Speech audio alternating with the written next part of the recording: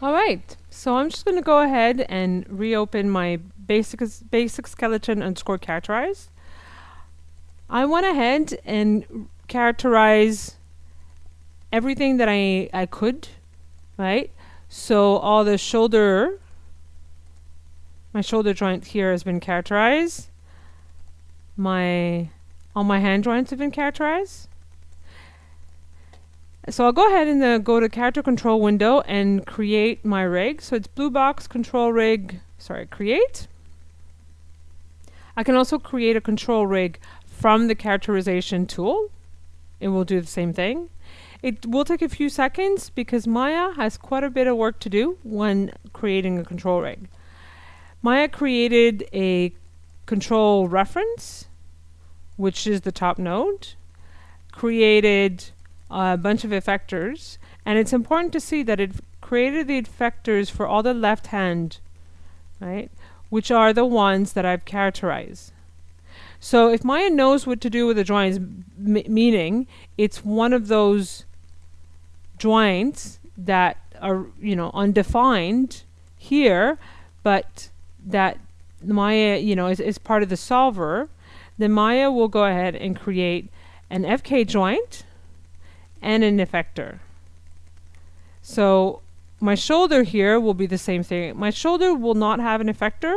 It would be not very useful anyways, but it went ahead and gave me an FK joint because I've characterized that particular joint.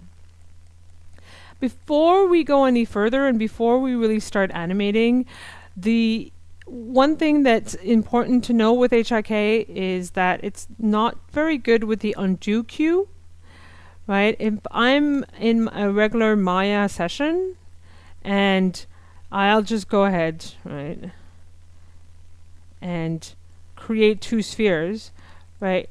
You see that the undo cue is really based on the mal commands. Right, I'll just take off echo all command. Sorry, it takes a few seconds. Right. And Maya will undo all the selection. The selection clear, all the selection. If I am in my character control window and I just change and select from the effector to the joint, the effector to the joint, the effector to the joint. The first thing that we see is obviously that's not being spit out by the script editor. And when I start doing my undo, it will very quickly jump to the spheres. So that's the first thing we really need to know, is that a lot of those things that we do in these windows is not spitting a mal command. So once we start trying to put HIK into a pipeline, this is the first problem we're going to be running into. There are ways to go around it, obviously, because at the end of the day, what I'm selecting here is my wrist effector, which when I select it from the outliner, it will be spit out in the script editor. So there are a lot of things that we can work around in Mel, but the undo cue is certainly one of those very strange things in HIK. It doesn't behave the way we would expect it as Maya users. Anyways, I'll go ahead and I'll delete this. So now let's have a quick look at keying groups, because at the end of the day, when we start animating, we're going to define what we want to key, which we have three basic options. We have the selection, the body part, and the full body. You can highlight it here. You can also go right mouse button, HIK mode full body, body part, or selection. So I'm doing this with the right mouse button.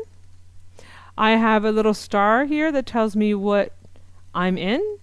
If I go to full body and have a look here, right? Have a look at the character control window, it will update. So this is one of those nice feedback things that we do get. The marking menu and the character control window do talk to each other on that level. If I am in body part and I select my left wrist, you'll see that everything highlights all the way up to my shoulder. And if I just press S for keyframe, I will get a keyframe on my wrist effector, my thumb, my pinky, so all my hand effector, my shoulder, but also I'll get keyframes on the left arm, so on the joints, or on the FK joints. I'll just undo that. I'll go to selection and just press S again. And you'll see that I'm setting a keyframe on the wrist effector. Because HIK is an FK and an IK rig that basically feeds my skeleton, so basically feeds the animation to my skeleton here, which is what we're going to get in the end, which is what's going to be binded to your model.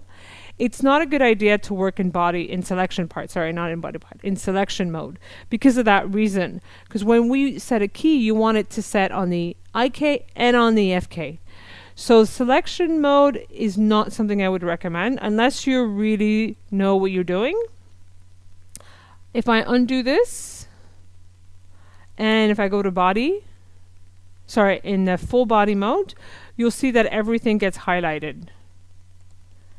Even my hand here are highlighted.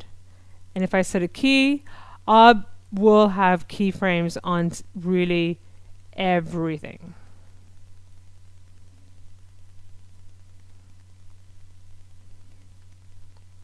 So that's the first thing we want to know.